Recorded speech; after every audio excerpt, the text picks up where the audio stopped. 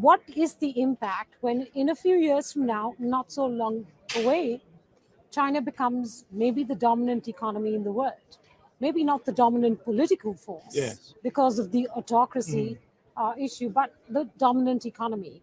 How does that change the balance of power? Does that make things more complex, Yeah. or does that make things more equal? Because I know India is looking at these scenarios and wondering, where would we stand in a world like that? Well, I think India's perspective on this is fascinating, right? Because India is a rival of China. You have a protracted and contested border with China. China's historic ally is Pakistan. India's great regional rival. So India's position in this configuration of China's rise is hugely complicated, and it does face, I think, difficult choices as to whether or not it then allies itself with the Quad, for instance, some sort of American Indo-Pacific construct, chooses to go its own way. I mean, for a while, I think India perhaps imagined that Russia would be a partner, at least when it came to military hardware, where there is a deeply long, yes. exactly. I mean, this goes all the way back to the Cold War period. So, and so I think those questions are very real. I think this question of the timing is interesting, though, because if we'd had this conversation 2 or 3 years ago, that was definitely our understanding. In other words, there was a clock running on the moment when China's GDP was going to exceed that of the United States. Yes. And that was, as it were, the time horizon that we were thinking towards.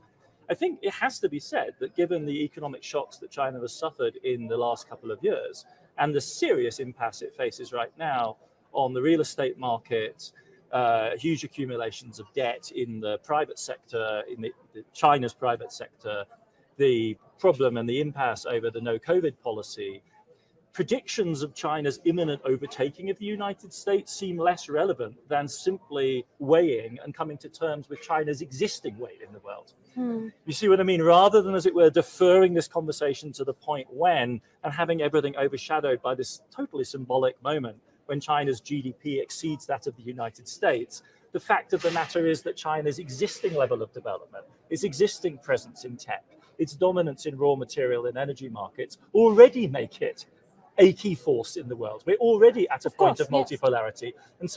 And I think we've already seen the answer, which is that America can't live with it.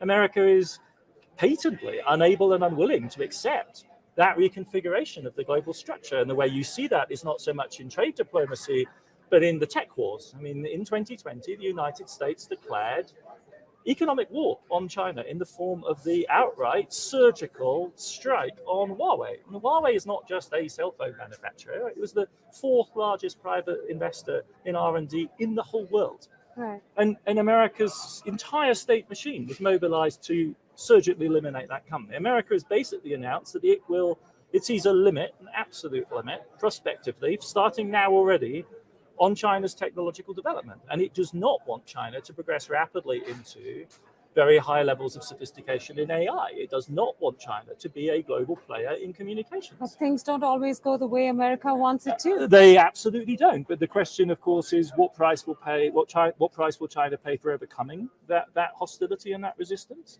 And you don't think China will pay a price or will be willing to pay a large one to overcome it? Oh, no, it will. It already is. Correct. The question is how high will the price pay? I think the Chinese determination to break this obstacle must be absolute. I mean, if there's one thing that the Chinese regime is committed to, it's sovereignty. Whatever one may think about its broader ideology, it is a sovereigntist project. It is overcoming the centuries of humiliation. That's the entire project. So to be told by the United States this far and no further in tech, it's like if America wanted to choose a way, this is why I call it a declaration of war, because if it really is basically constraining. It's not about seizing territory in the Donbass or one of these rather primitive territorial projects. It is saying that China will not progress at the cutting edge of industrial and technological development, and so will therefore not be a leading player in humanity's great adventure.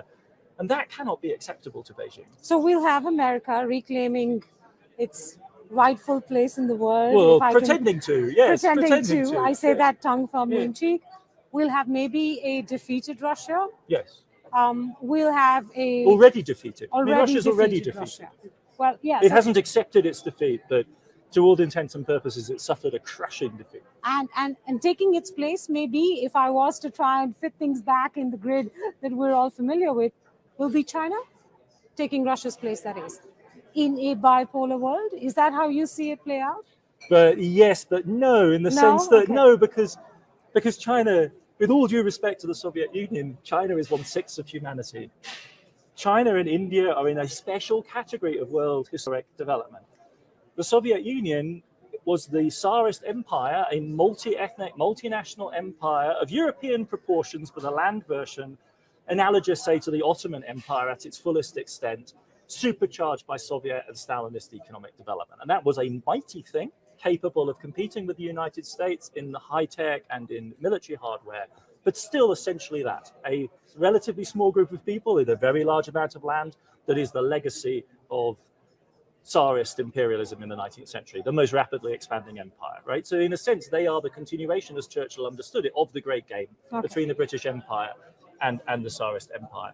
China, like India, when unleashed as a nation-state force, is of a quality and of a type, sui generis, not comparable with each other either, really, as a result of their very different histories and different trajectories, and not comparable to any previous European or Western-derived experience of state power, because they operate on not just continental scale geographically, but on 1/6 of the humanity at a time, right? And this is the continuous correction that we have to make, especially as people of the West, but also anyone, as it were, entrenched in Western modes of thinking about power, about the scale of the operations in both cases, right? Whether it's Indian democracy and its various modern modifications, or the development of, the tech stack and India's experiments with various new forms of welfare on the one hand, or just the awesome mobilization capacity of the Mao-derived apparatus in China. These are something new under the sun that we have to come to terms with. And so, yes, China will be an antagonist to the United States. It already is, but no, it will not be the antagonist that the Soviet Union is. It's much more fundamental, to my mind. It's much deeper. It doesn't make the ideological claims, on the other hand, right? There's no now viable, outside, frankly, India, there is no very powerful Maoist movement that has any kind of purchase on any part of the world. So that is different from the Soviet model. But in terms of a material challenge, in terms of its significance for the rest of the world economy, it's incomparably larger and more transformative than the Soviet Union, even at its height.